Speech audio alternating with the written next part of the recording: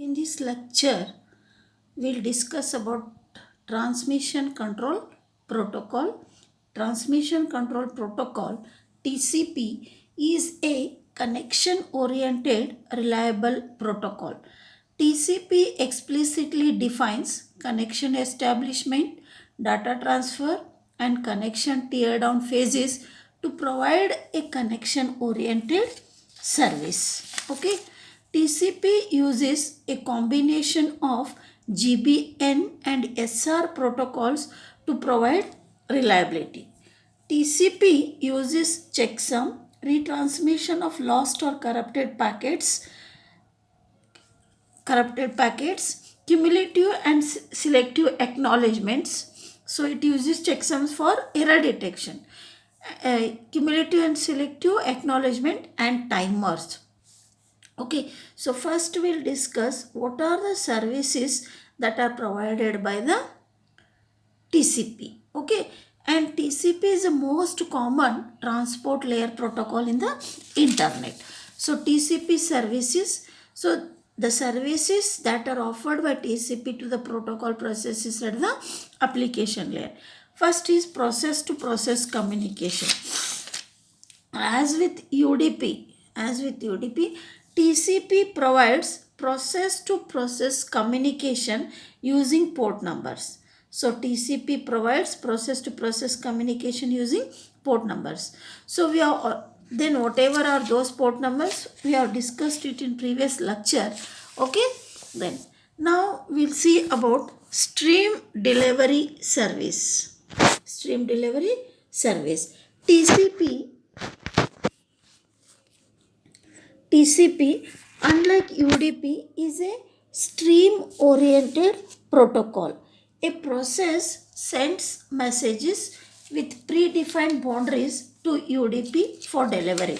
UDP adds its own header to each of these messages and delivers it to IP for transmission. For transmission. For transmission. Okay. Then whatever are these message, each message from the process is called a user datagram and becomes eventually one IP datagram. Neither IP nor UDP recognizes any relationship between the datagrams.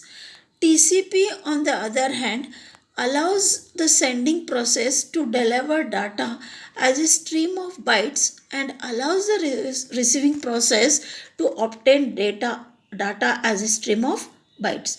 So whatever is this TCP creates an environment in which two processes seem to be connected by an imaginary tube that carries their bytes across the internet. So sending process produces writes to the stream of the receiving process consumes it. Okay, so you can see this is a diagram that is showing the stream delivery. You can see the two processes, sending process, and you can see here the sending process and the receiving process. These two are connected by an imaginary tube. So you can see this represents a tube which that carries their bytes across the internet. So sending process writes to the stream of byte stream and the receiving process consumes it, reads from it. Okay, next we'll see about, so you can see sending and receiving buffers. Sending and receiving buffers. Sending and receiving buffers. Because the sending and the receiving buffers, whatever are the sending and receiving processes, may not necessarily write or read data at the same rate. TCP needs buffer for storage. So sending buffer and receiving buffer, one for each direction, are the two buffers associated with it. These buffers are also necessary for flow and error control mechanisms used by TCP. Then there is one way to implement a buffer. What is that is is to use a circular array of 1 byte locations which has been shown in figure. Okay, you can see 1 byte location which has been shown in figure. This is a circular buffer. Okay, circular buffer, and there is one buffer at sending side, one buffer at receiving side. Okay, you can see these buffers are also necessary for flow and error control mechanisms used by TCP. So they are used for storage. Okay, so there, how it is the buffer is implemented is to use a circular array, is to use a circular array of 1 byte locations. Okay, you can see return but not sent, next byte to send, sent, next byte to send. Okay, is it clear? Is to use a circular array of 1 byte locations as shown in figure. So you can see 1, 2, 3, 4, 5, 6 1 byte locations. Okay, 1 byte locations. Okay. 2 buffers of 20 bytes each are shown. So there are 2 buffers each of 20 bytes are shown. Normally the buffers are hundreds or thousands of bytes depending on the implementation. Buffers as the same size can also be shown, but it is not always the case. So this figure also shows the movement of data in one direction. At the sender, the buffer has 3 types of chambers. This you can see, this white section.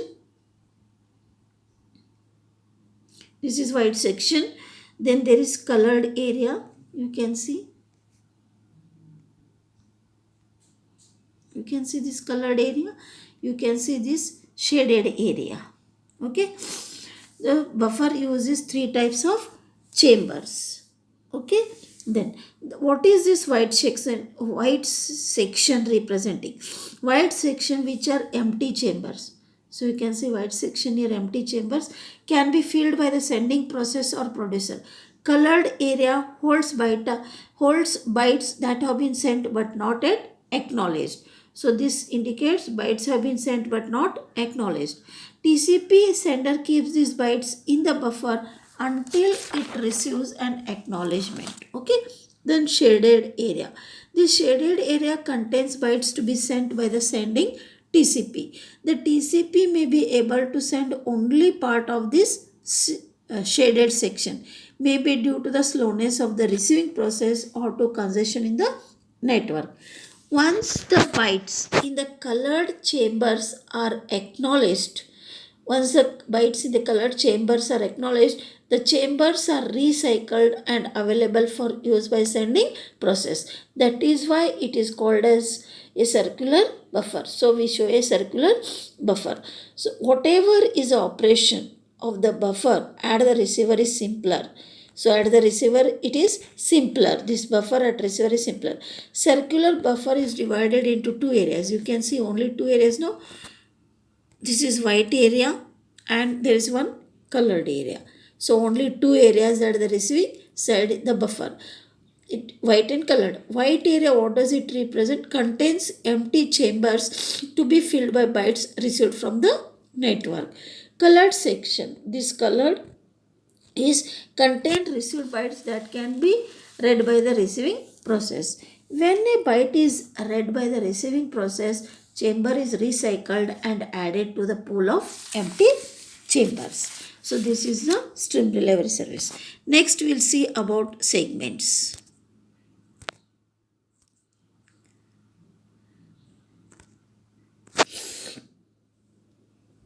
Segments. Okay. Segments. Okay. Buffering handles the disparity between the speed of the producing and consuming process. Before data is sent, we need one more step. Okay, buffering handles the disparity between the speed of the producing and consuming process. Before data is sent, we need one more step. The network layer as a service provider for TCP needs to send data in packets, not as a stream of bytes. Okay, The network layer as a service provider for TCP needs to send data in packets, not as a stream of bytes. At the transport layer, TCP groups a number of bytes together into a packet called a segment. So at the transport layer, TCP groups a number of bytes together into a packet called a segment. TCP adds a header to each segment and delivers a segment to the network layer for transmission. Segments are encapsulated in an IP datagram and transmitted transmitted. This entire operation is transparent to the receiving process. The segments may be received out of order, lost or corrupted and resent. Okay.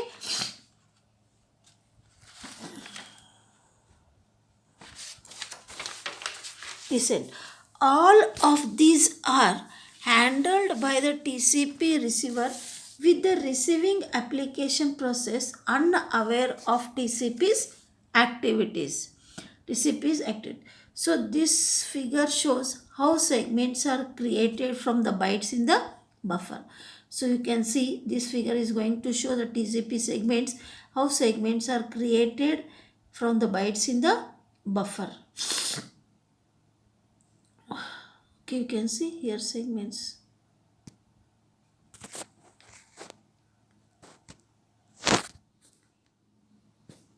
Segments. Here also you can see segment. Segment. Okay. So the segments are not necessarily all the same size.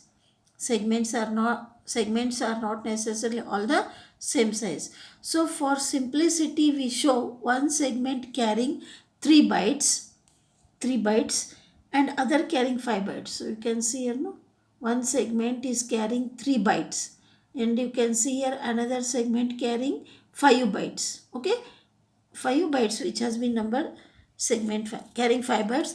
Segments carry hundreds if not thousands of bytes. Okay, so next we'll see about full duplex connection. TCP offers TCP offers full duplex service where data can flow in both directions at the same time. Each TCP endpoint then has its own sending and receiving buffer and segment move in both directions. Multiplexing and demultiplexing. TCP performs multiplexing at the sender and demultiplexing at the receiver.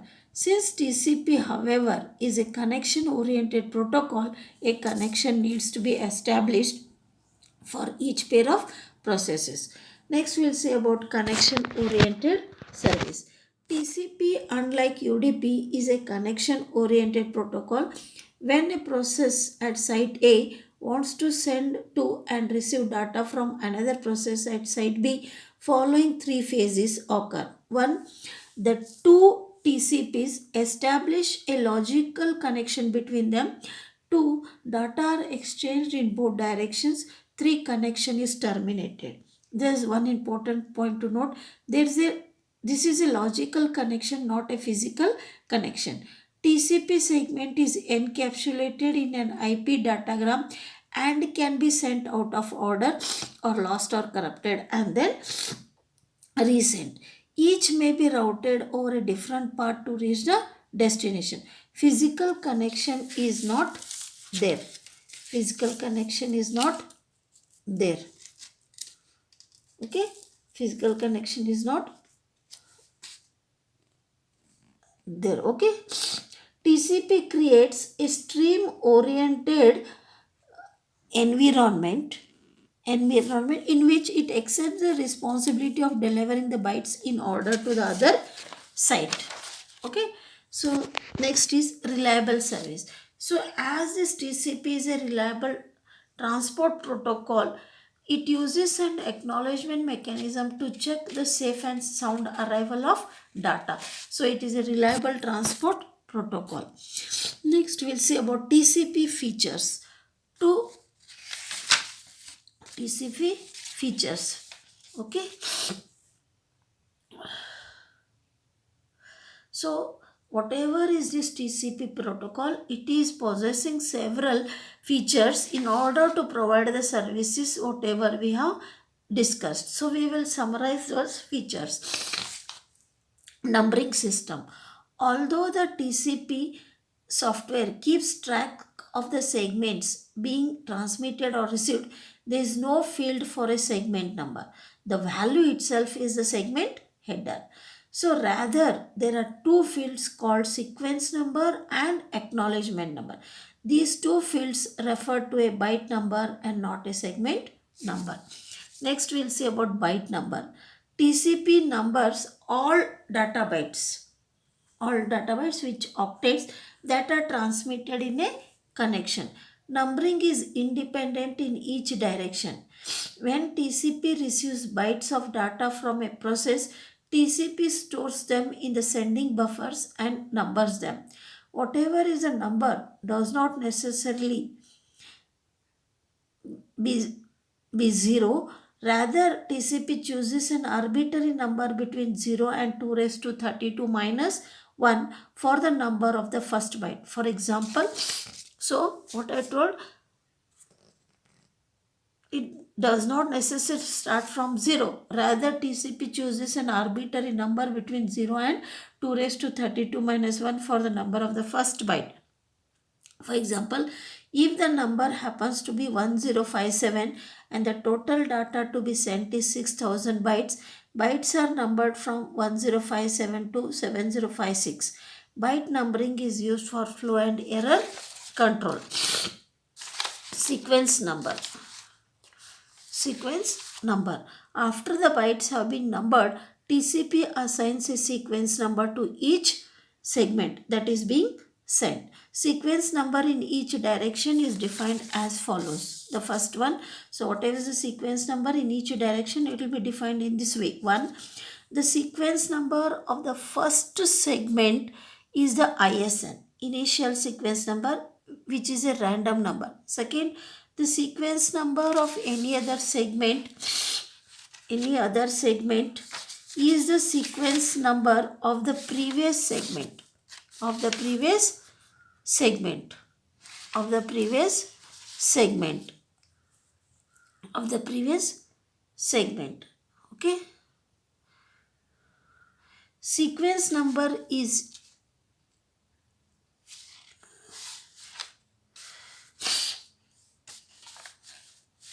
so this sequence number is used if a segment carries a combination of data and control information, which is known as piggybacking. So it uses a sequence number. If a segment does not carry user data, does not logically define a sequence number, then value is not valid. Field is there, but field is there. Some segments, however, when carrying only control information, need a sequence number to allow an acknowledgement from the receiver. Segments are used for connection establishment, termination, or abortion.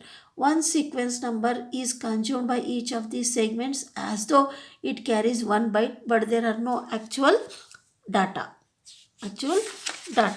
Okay, so we'll see about acknowledgement number. So communication in a TCP is full duplex. When a connection is established, both parties can send and receive data at the same time. Each party numbers the bytes. Each party number each party numbers each party numbers the bytes, usually with a different starting byte number. The sequence number in each direction shows the number of first byte carried by the segment. Each party also uses an acknowledgement number to confirm the bytes it has received. However, the acknowledgement number defines the number of the next byte that the party expects to receive.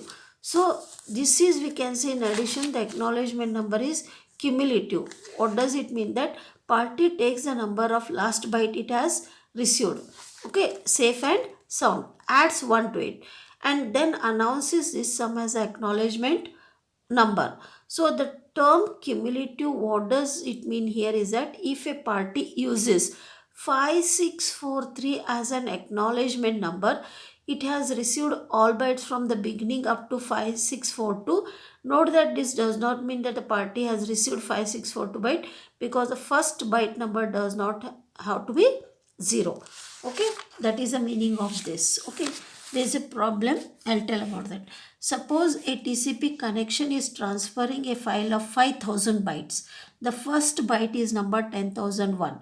What are the sequence numbers for each segment if data are sent in 5 segments, each carrying 1000 bytes? So solution, the following shows a sequence number for each segment. Segment 1, sequence number 10001, range 10001 to 11000, because it is in 5 segments, each carrying 1000 bytes. So 10001 to 11000. Segment 2, sequence number 11001, range 11001 to 12000. Segment 3, sequence number 12001, range 12001 to 13000. Segment 4, sequence number 13001, range 13001 to 14000. Segment 5, sequence number 14001, range 14,001 to 15,000. So this problem I'll send you as a PDF, then you can see this. Okay, I'll stop here. The next lecture I'll discuss about segment. Okay.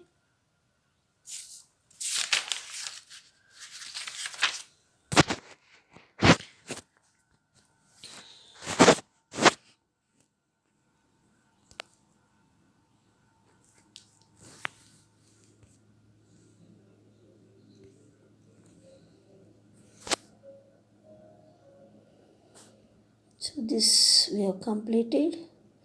We'll see about TCP segment format. Stop here.